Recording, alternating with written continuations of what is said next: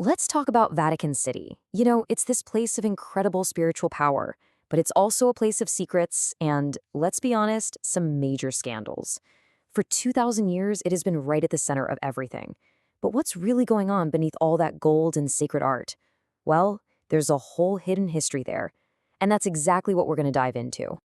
In this right here, this is the core paradox we're exploring.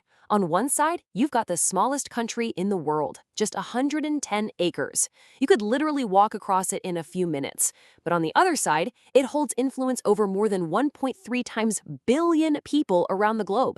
That is an insane concentration of power in such a tiny, tiny space. So you gotta ask, right? What kind of secrets does it take to build and keep that kind of power for 2 millennia? We're about to peel back the layers, looking at the myths, the forgeries, and all the secrets that have shaped the Vatican into the powerhouse it is today. Okay, so let's start at the very beginning, the foundation of the Pope's earthly power. Now, you'd think it was all built on unshakable faith, right?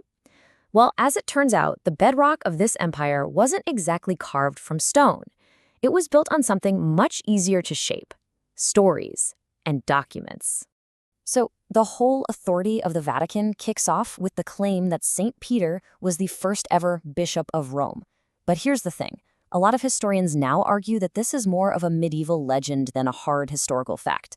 The real game changer, the moment that gave popes actual worldly power, that comes way later, in the 8th century. And this is it, the donation of Constantine. For hundreds of years, this piece of paper was the ultimate proof of papal power. It claimed that the Roman Emperor Constantine himself had just gifted control of Rome and the entire Western Empire to the Pope. It was basically the legal deed to a kingdom here on Earth. But here's the kicker. In the 15th century, scholars took a closer look and proved it was a complete, total fake, a forgery. And it was probably created by papal scribes themselves just to justify their own power grab. So think about that. A huge chunk of the Vatican's empire was built on a lie.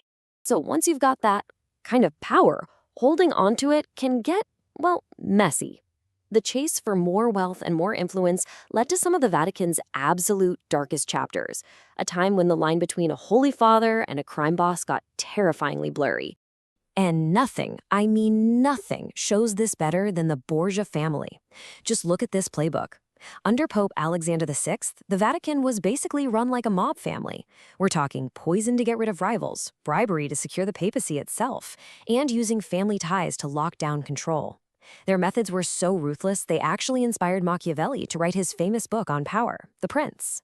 But it wasn't just about political power. It was about controlling what people thought. The Inquisition created this chillingly effective system for stamping out any idea that went against the grain. From putting scientists like Galileo under house arrest to the absolute horror of the witch trials, this was a machine of fear, designed to enforce absolute, unquestioning dogma. And this moral gray area did not stop in the Renaissance. The 20th century has its own shadows. We now know about the so-called rat lines, secret escape routes that helped Nazi war criminals, like Adolf Eichmann, escape to South America. Then there's the huge debate over Pope Pius XII and his public silence during the Holocaust. The Vatican says he was working behind the scenes, but critics call him the silent pope. And the most frustrating part? Many of the key records from this time are still sealed. All right, now let's follow the money, because behind the spiritual mission, there's a massive, powerful, and very murky financial empire. And at the heart of it all is an institution that has become a synonym for scandal: the Vatican Bank. To get a sense of the scale here, just look at this number. The Vatican owns more than 5,000 properties all over the world. We're talking luxury apartments in London, entire buildings in Paris. It's all part of a portfolio worth well over $10 billion, and a lot of it is untaxed. It is a real estate empire of staggering proportions. All this incredible wealth is managed by something called the Institute for Works of Religion, but its sketchy history has made a lot of people ask this very question. Is it really a holy bank, or is it something else? I mean, the scandals are legendary. You've got its connection to the massive collapse of Banco Ambrosiano back in '82. You've got documented ties to Italian organized crime. And then there's the whole VatiLeaks thing, where the Pope's own butler leaked documents blowing the lid off corruption. For decades, it's been dogged by allegations that it's just a giant money laundering machine. So beyond all the money and the power plays, there are other kinds of secrets. We're talking secrets of history, prophecy, and forbidden knowledge, all locked away from you and me in one of the most secure archives on the planet. So what is the Vatican really hiding in there? I mean, the sheer amount of stuff hidden in there is just mind-boggling. Over 1 million books, ancient texts like Gospels that were banned and didn't make it into the Bible, the full, unedited records of the Inquisition trials. Access is almost impossible, and some of the texts are supposedly considered too dangerous for anyone to ever see. And you've probably heard of this one. One of the most famous modern mysteries is the third secret of Fatima. It was a prophecy supposedly given to 3 kids in Portugal back in 1917, but the Vatican kept it under lock and key for more than 80 years.